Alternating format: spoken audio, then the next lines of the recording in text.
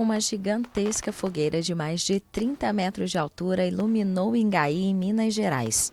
A celebração da 92ª edição da Festa da Fogueira de São João Batista atraiu cerca de 20 mil visitantes, 10 vezes a população da pequena cidade.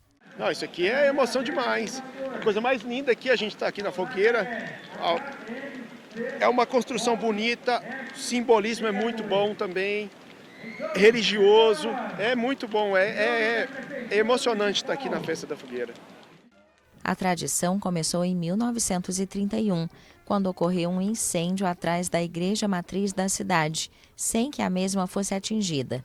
A homenagem a São João Batista, padroeiro da cidade, foi iniciada por um padre como sinal de agradecimento.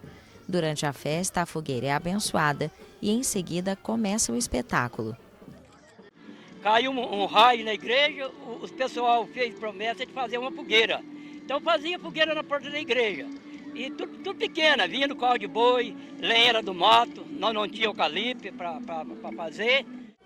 A fogueira começou a ser preparada com 15 dias de antecedência e toda a madeira usada vem de projetos de reflorestamento.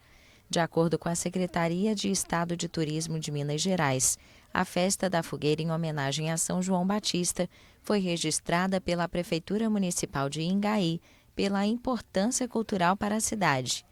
As festividades contam com missa, procissões, barracas de comidas típicas, jogos e leilões.